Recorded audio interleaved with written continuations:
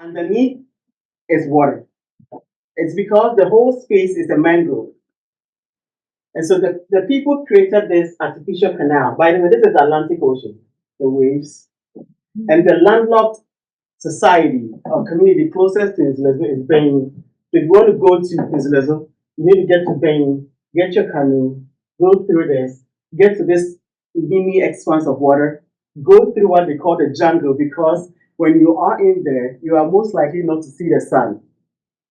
The trees cover you up. And so you exit and then, but this whole river is the Nzuelo River. This part is where crocodiles live. And pythons used to live here. And so these spaces are fishing communities. But in the book, I deal with how the people demarcate space because I jokingly always share that the ancestors of Nzuelo have lived with the ancestors of the crocodiles and pythons. So how did they negotiate the space over the years, right? And these are some images that I would like to, these are real images of the community. So when you're approaching the community, this is one of the images that I took. You see the raffia palm vegetation right behind the community. And opposite it is another set of raffia palm. Then you have land beyond the vegetation. This is another side of the community, the opposite side of it. And they have a school. You actually get to grade 6 and then you leave the community to go to a junior high elsewhere. And this is where I am hosted whenever I'm in the community doing research. It's owned by a good friend of mine, Joshua Ezra, who is the chief linguist of the community. And you can see that you might imagine that these are like Stilt-houses, but inside of it, it's really entertaining.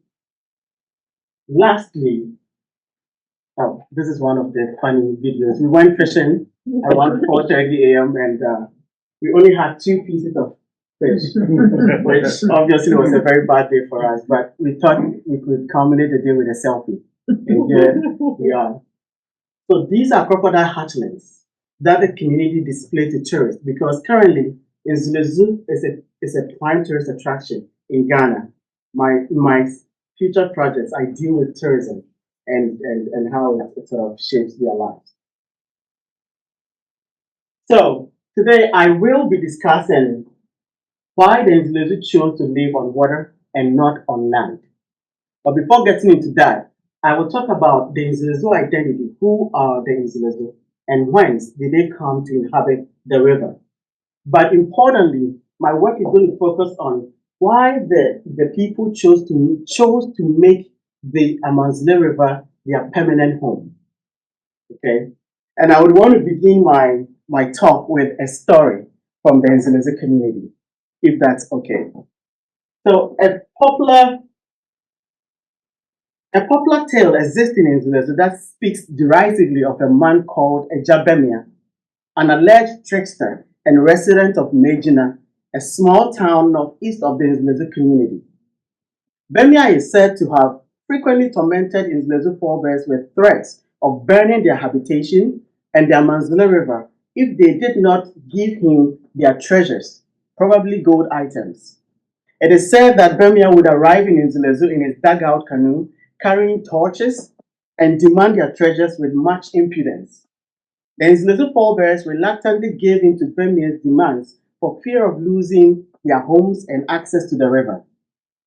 However, they grew tired of Bemia's constant threats but did not know what to do until one day, an Nzuelo child accidentally spilled soup and the blazing fire used for cooking the soup into the river, which obviously the river quenched the fire.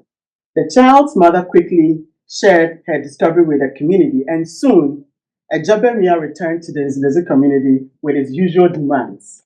But this time around, he was met with his own demands. The angry Nzuelo crowd challenged Bemia to torch the river, and failing to do so, he received a severe beating from the people and never returned. This story constitutes one of the many oral histories or lenses that opens fascinating vistas into the life of the people.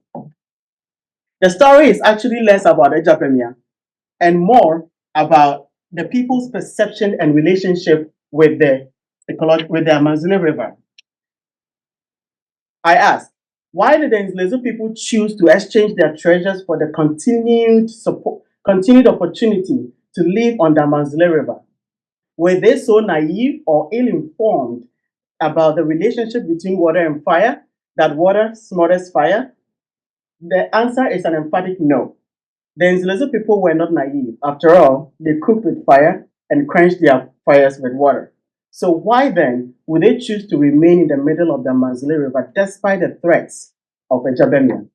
This question can be better explained in the context of a much broader question, which is, why did people historically choose to settle on water instead of land?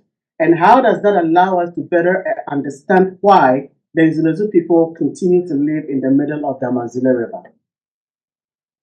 As a historian, I am not only interested in addressing these questions, but also historicizing them, which takes my conversation to the mid-19th century Switzerland, where the historiography of Stilt-house societies began.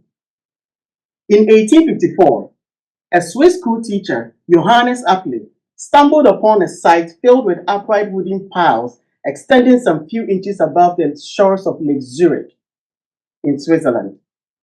These wooden piles were vestiges of ancient stilt settlements that had been exposed by prolonged decreased water levels of the lake. Mr. Apple's discovery inspired much curiosity, inviting institutions like the Antiquarian Association in Zurich and scholars, especially archaeologist Ferdinand Keller, to investigate or examine these stilt remains. Excuse me. By the end of 1854, Keller had published an authoritative report of his study, arguing that the discovered stilt remains were once human settlements constructed in the middle of Lake Zurich, dating back to the Neolithic era. So that was when we knew that the earliest that people lived on water was the Neolithic era. Although, I'm losing word. Although Keller's conclusions were far from accurate, as future research proved that the Pearl settlements were actually built on the shores of the lake and not in the middle of it, his 1854 study marked the beginning of the scientific study, or what historians call the historiography of Stilt-house settlements worldwide. Over the next 150 years, the critical study of Stilt-house communities significantly expanded, prompting environmentalist scholars to question why people chose to live in the middle of bodies of water instead of land. Scholars like Howard James, Jennifer Gaynor, Clifford Sather, Alexander Navarro suggest multiple reasons, including the following: humans' adaptation to shifting environmental conditions like flooding, the quest for refuge from enemy groups and predatory animals, maritime trade, and of course, accessing freshwater and water resources, other aquatic resources, and also, especially in the context of West Africa, evading the Atlantic slave trade. It is one thing to choose to settle in a particular location and another to remain in that locale perennially. For instance, it's one thing to choose to come to Boston and another to choose to live your life in Boston for the rest of your life, even though we could get a lot of snow. While lake dwellers worldwide may have had meaningful reasons to build communities in the middle of bodies of water, motivations for allowing such communities to permanently reside in watery environments often differed from the original reasons for settling in waterscape. So I suggest that it is critical to look beyond people's initial reasons for settling on water and to question why they ultimately chose to make bodies of water their permanent homes, a query that the existing historical scholarship appears to overlook. My research on Nzuelo intervenes in this historiography of Stilt-house society by addressing why the Nzuelo chose to not only build a community on the Amazon River, but to also make the river their permanent home.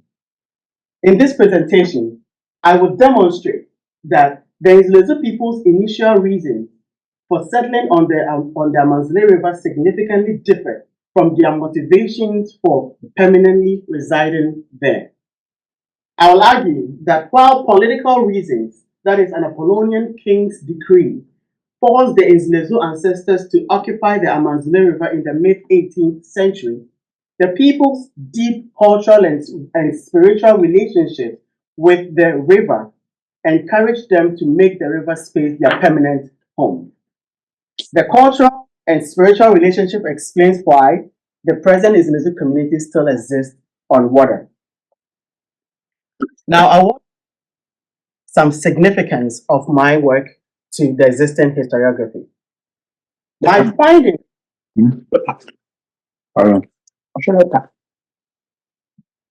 My findings help to deepen our understanding of the complex lives of water dwellers, especially those in Africa, by revealing how their prolonged interactions with bodies of water often resulted in intricate relationships between culture and ecology and between humans and water bodies. Also, situating Nzuelo in the slave trade debates in West Africa, I reconsider historian Sylvain Dupes and Elise Simone's 2003 thesis suggesting that pre-colonial West Africans primarily settled in hard-to-access spaces, particularly in the middle of bodies of water, mainly to evade Atlantic slave trade. In this presentation, I will show that the Nzuelo was an outlier to the Dupes-Simone thesis. Before proceeding to my argument, I would want to introduce the Nzuelo people a little beyond the pictures that I showed and situate them in history. And so who are the Nzuelo people? Nzule is the Nzema word for water, and Zu for on. So literally, Nzuelo means on water, or the surface of water. And contextually, it represents the people who live on the Nzuelo River in southwestern Ghana. And going forward, I'm going to refer to Ghana as the Gold Coast because historically, around this time, 18th century, 19th century, it was called the Gold Coast. So just by getting into the etymology of Nzuelo, we realize that the people derive their identity in relation to the water. But the questions of who the Nzuelo people are and whence they came to inhabit the Nzuelo River have been a historical puzzle which two schools of thoughts have attempted to resolve. The first school is the Eswa and Valseki thesis, which suggests that the Nzuelo community originated from the Eritrea community here. But in 1699, this community in Kesse attacked Eritrea, forcing the Eritrea to journey some 96 kilometers, about 60 miles, westward to, this is the Nzuelo River again. They came to settle among the Abuma people here. This region would later be called the Apollonian region, now the Nzema state. According to this thesis, in the mid 1700s, the Nzuelo people would construct their settlements in the middle of the water. But we do not know the factors for causing such creation yet. The second school of thought derives mainly from Nzuelo oral tradition, which explains that the ancestors of Nzuelo originated from the Mande world in the West African Sahel. The Nzuelo oral sources precisely name Mali Empire as the homeland for their ancestors. Although the current Nzuelo descendants do not remember the precise locale in Old Mali in which their forebears resided, they recall that the ancestors were farmers, hunters, and wood carvers who fled Old Mali because of incessant wars and political turmoil. Again, the period for fleeing remains unknown. From Mali, the people came to this part of the interior part of the Gold Coast, the Bono Kingdom, precisely in Techiman, where they supposedly lived for some decades until another war forced them to come all the way to Mankasim and later to Apollonia.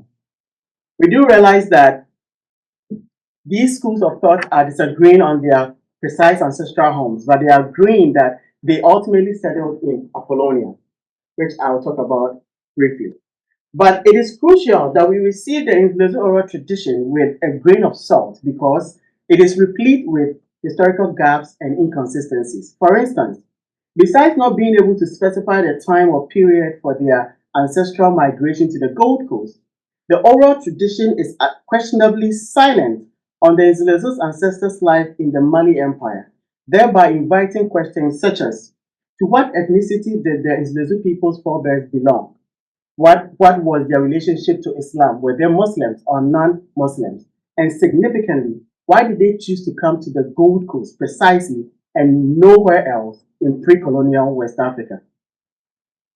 With given these lapses in the oral tradition, it seems reasonable to consider the Esua Valseki thesis as the more plausible historical reality, that the Nzuelo people were of Eritrean origin and that they emigrated to Apollonia sometime in the late 17th century because of the Nkata invasion to establish their community.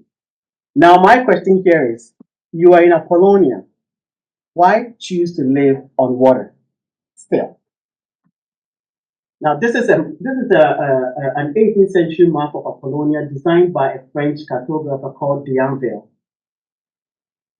And Apollonia is a very interesting historical space. It is between the Ancobra River and then the Tama River. And then south of it is the Atlantic Ocean. And so, by mere topography, Apollonia is bounded by large bodies of water to the east, west, and south. So if you wanted to attack Apollonia, you might have to go through the north, which the Asantes did around 1715. And so Apollonia remained a relatively insulated kingdom throughout the 18th and 19th century, which I'll get to it pretty soon. My assertion is this: to understand why the Nzuelo lived on water, we want to understand Apollonia's place in history and how that must have influenced the Nzuelo people to live on water. Apollonia was the pre-colonial toponym for the territory stretching westward from the Ancobra River to the Tano Ehi drilling river basin in southwestern Gold Coast. Today, this region is known as the Nzima territory. Scholars of Apollonia, particularly Pierre-Luigi Valseki, have suggested that in the early 17th century, Apollonia was populated by the extinct Nzima societies, including the Azani, Elembele, and Jomoro. However, by the turn of that century, these societies, together with migrant groups that settled amongst them, worked together to establish a centralized state that became known as Apollonia, a name derived from the people's encounter with the Portuguese. 18th century British sources reveal that the Nzuelo ancestors arrived in Apollonia during the early years of King Amisha Kwenyi's regime. Essentially, Nzuelo people arrived in Apollonia when the then king was Amisha Kwenyi. And in Zuma, Kwenyi means like the first or senior. So Amisha, senior, Amisha the first. According to Henry Meredith, an 18th century British official of the Gold Coast, King Amisha, through a political edict, circumscribed the Nzuelo ancestors to the middle of the Nzuelo River. Meredith writes at the turn of the 18th century that the Nzuelo forebears arrived in Apollonia during Amisha's regime as disaffected and ill-disposed persons. It is reported the king at first refused them any indulgence and desired them to depart from his kingdom. They, however, entreated him with much impunity and informed him they were willing to undergo the meanest office if he would permit them to settle in any part of his country. At length, the king allotted to them a small spot of ground, which is land, but told them they must not build upon the land, but endeavor to erect houses in the lake, so as to be secluded from his Apollonian subjects. From Meredith's accounts, we see that he portrays King Amisha as independently determining the Nzuelo people's residential location in mid-18th century Apollonia. Essentially, it was the king who circumscribed the Nzuelo people to the Amazulu River. Although we do not know the precise date when the Nzuelo forebears settled on the river, we could speculate that they likely occupied the river space during King Amisha's regime, which spanned 1758 to 1778. Now, I would want to pause here and bring up one lesson, i.e., a significance of my study. Nzuelo's story challenges the thesis suggesting that pre-colonial West African populations created settlements in the middle of bodies of water or in hard to access spaces primarily as a defense against the transatlantic slave trade. This thesis is best maintained in historian Sylvain Diouf's 2003 edited volume, Fighting the Slave Trade, in which she and her team of researchers argue that West Africans utilized defensive, offensive, and protective resistance strategies against the slave trade. Particularly in the chapter on the Gambier Stilt-house community in the Republic of Benin, historian Elise Simoni convincingly demonstrates that the Tofino people's founding of Gambia in the middle of Lake Nukwe was one of the successful defensive mechanisms that West Africans deployed against the Atlantic slave trade.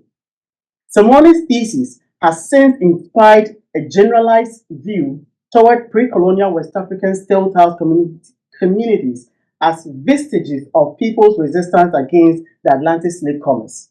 However, the Nzuelo story provides an alternative narrative to this generalized notion. From my analysis, we learn that King Amicia's political mandate and not the quest to evade or resist the Atlantic slave trade led to the creation of the Nzuelo community on the river. And here, to be sure, to double proof this thesis, I would like to refer you to my recent publication in which I argue that Apollonia was the only place on the Gold Coast where the Atlantic slave trade did not thrive. And I do this by drawing on slave trade export data from the slave voyages, the transatlantic slave trade. And here I'm going to allow a minute for us to sort of digest this data. So these are port towns on the Gold Coast, and I've selected some. I couldn't really project every one of them. And the date spans 1500 to 1900. And these are slave exports figures from the Gold Coast. Now, what this data tells us is slave trade on the Gold Coast did not begin until the first half of the 17th century, where we see a few numbers leaving the Gold Coast. Now, this part says unspecified because they couldn't really pin people to set forth, which tells of the shortfall or one of the shortfalls of the data, but that's beside the point. One thing I want to stress is this. A place like Anumabo ships thousands of people. Elmina, thousands of people. Cape Coast.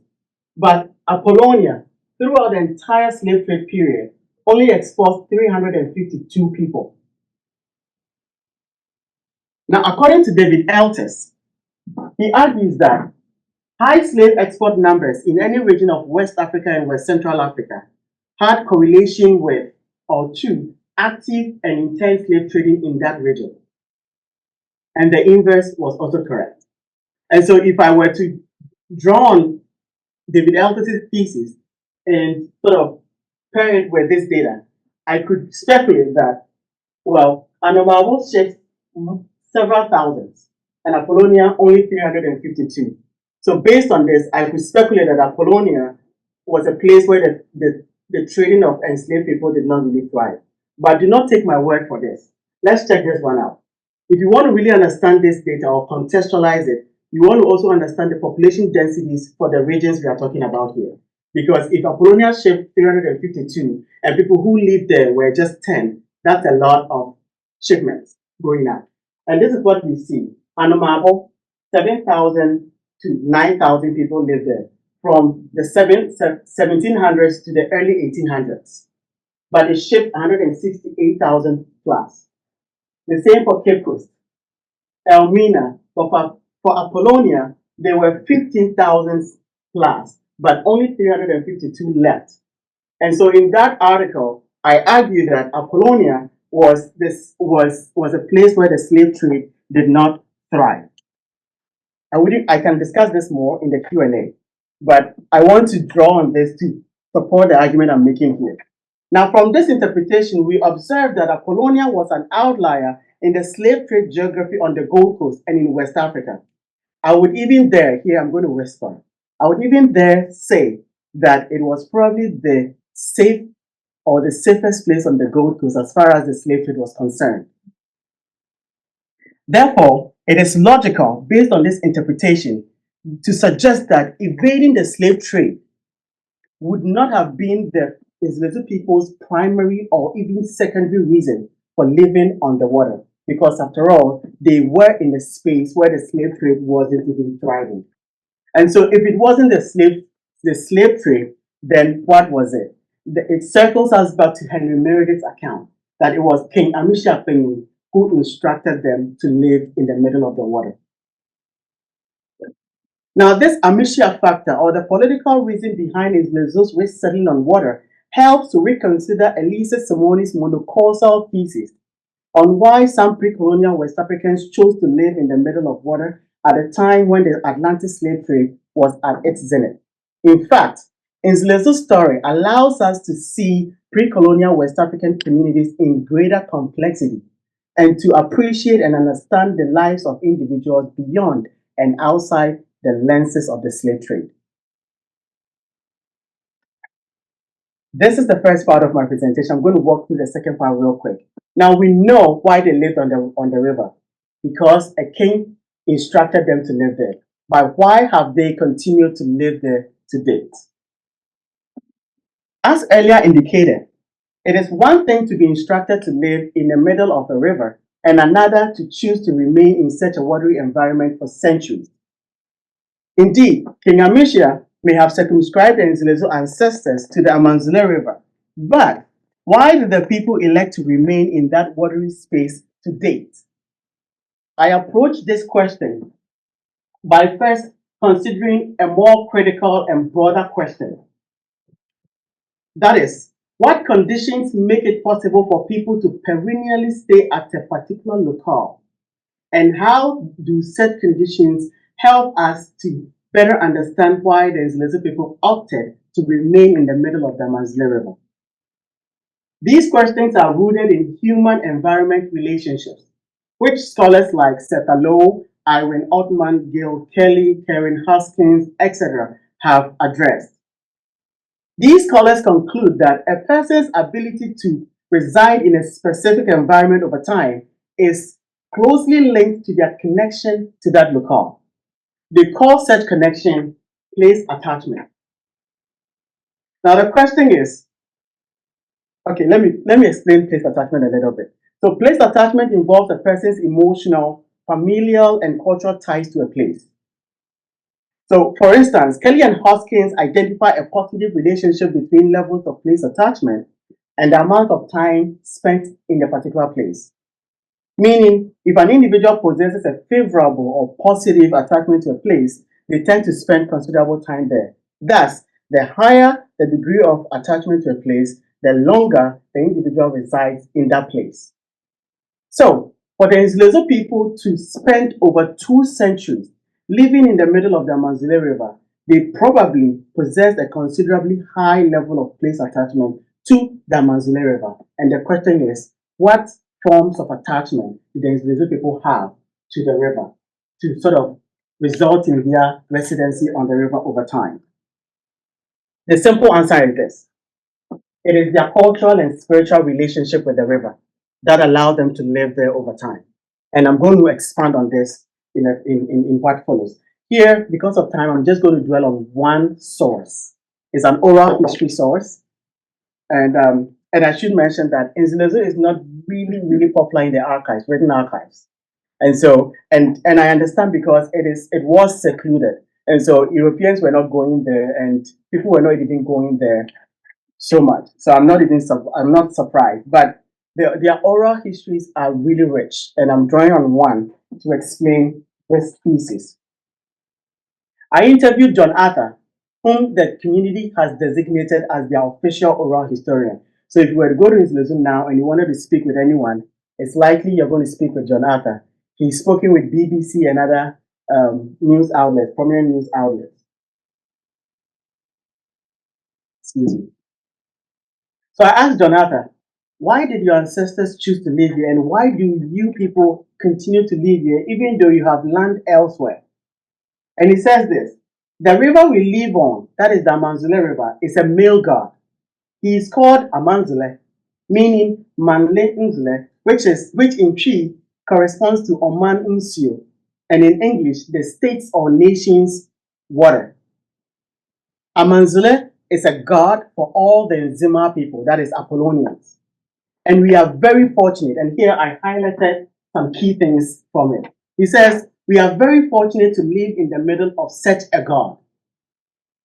We know that the river is a God who sheltered and cared for our ancestors and continues to do so with us. We live in the middle of such a river, so yetibusumiyam. Thus, we live in the belly of a God. This interview excerpt highlights two things at the very least. First, the people consider the Nzuelo River to be a powerful God that protected and provided for their ancestors and continues to do so for the current Nzuelo residents. This notion illustrates the people's spiritual belief in the Nzuelo River as a god and a provider. Second, the Nzuelo perceive their settlement as an epicenter of power and security because they live in the belly of a god. This latter notion, living in the belly of a god, highlights a sense of security in the river as a safe habitation. I argue, therefore, that this spiritual belief and the sense of security constitute the Nzuelo people's deep connection, their place attachment to the Nzuelo River, which motivated them to live on the river perennially. And in what follows, I'm going to contextualize all of this, especially in Akan concepts, Akan society and philosophy. The belief that bodies of water are an abode for spiritual entities is shared among several indigenous Akan African societies, particularly the Akan. The Akan say, "Asiubiara yabosom," meaning all bodies of water are gods or deities. This saying confirms the Akan belief that bodies of water are earthly manifestations of spiritual forces. In Drink, Power and Cultural Change, historian Emmanuel Champon explains the cultural and spiritual significance of water in the Akan society, espousing that the Akan esteem water as for its coolness, cleansing qualities, and purity. Importantly, water represents the spirit of the Akan supreme being, Nyame or Nyankopon, and its use reflects one's dependence on that God. They are dependent on God through water. That is, their use of water relative to Nyame or their God is expressed in several ways through apaye, that is, ritual or ritual making. During apaye, water facilitates communication between the spiritual and the physical worlds, between humans and metaphysical beings. Water also functions as a powerful fluid for spiritual activities like inseguo, libation, or making prayers. While bodies of water serve as custodians of morality, more so, bodies of water represent the habitations of spiritual beings, as reflected in this saying that "Asio biara yebosom." Asio means bodies of water, and insio is what we drink, but the body of water that we utilize, is Asio. Every Asio is a god. This notion applies in Nzuelo. The current Nzuelo residents believe that the Nzuelo River is the abode of the Nzuelo God, and therefore a space of refuge and spiritual power. And this explains their belief in living in the belly of a God. Additionally, the notion that the Nzuelo God protected and provided and continues to do so for the Nzuelo community looms large in the people's perception of their ecology. According to the current Nzuelo residents, the Nzuelo River and the Nzuelo God are one and the same, and its protection and provision manifest in diverse ways, including offering fish, that is bumper harvest, and for the Nzuelo people, especially after prayers have been and animal sacrifices have been provided, the water or the God also prevents drowning of people. There are stories of a Nzuelo God rescuing Nzuelo people whose dugout canoes had sunk from dying. And here, Joshua Ezra, the gentleman who generously gives me his room, the room that I showed, he and another gentleman, Akwesi Eba, shares an instance of when the Nzuelo God rescued a woman. And this is what they say. A woman returning from her farm happened to have her canoe capsized by the gusty rain on the northerly banks of the Nzuelo River.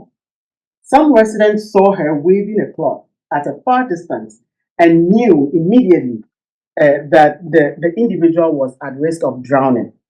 They knew this because this wasn't the first to occur. So they quickly paddled their dugout canoes to rescue the woman.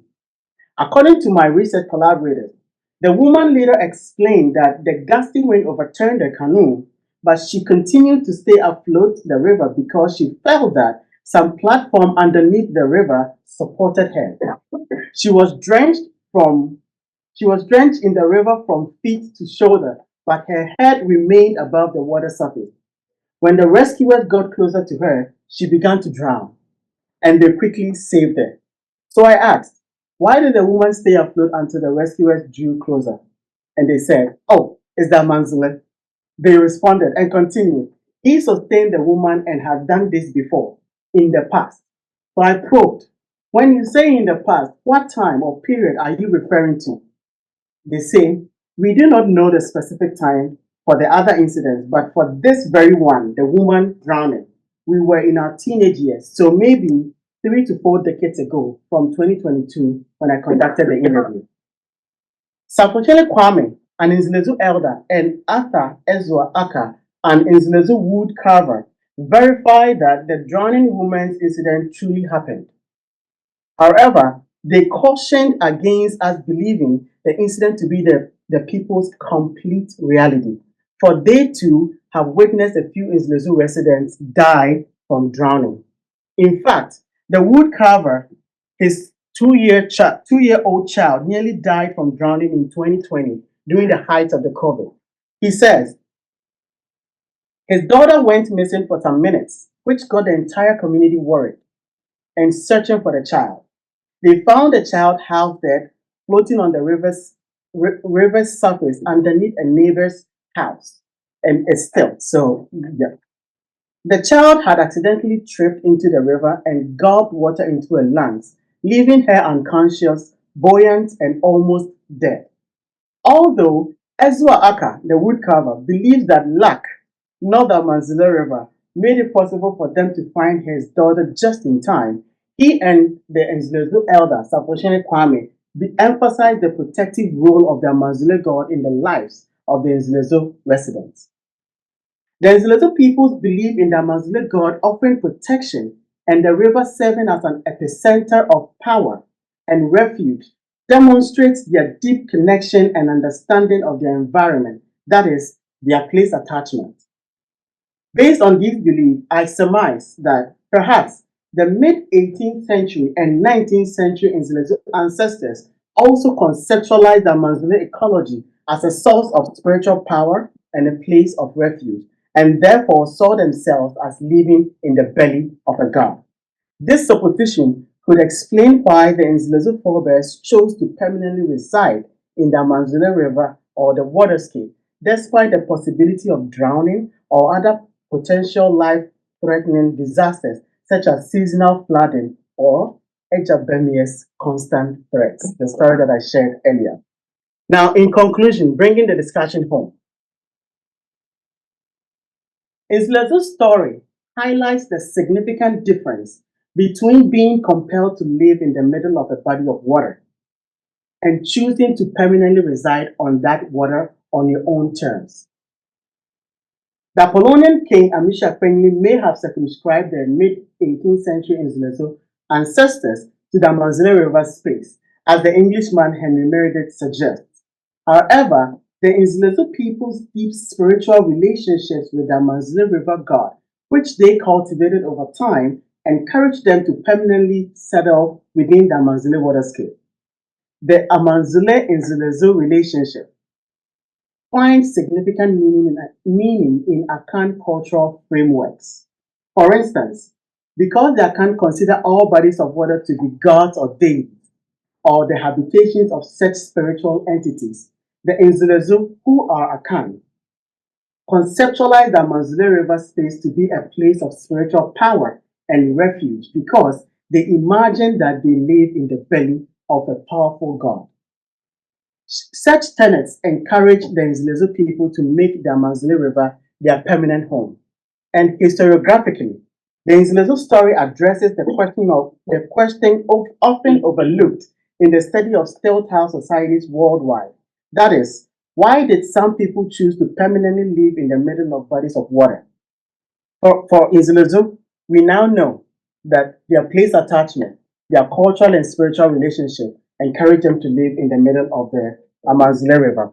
However, for other Stilt-house societies around the world, such as the Sama Bajau or the Sama Dilau in Southeast Asia, or the lake dwellers in the alpine regions of Austria, Germany, Italy, Switzerland, or even the Gambier community in Benin, we do not know the reasons why they continue or the reasons for their continuous residency on these rivers have been underexplored.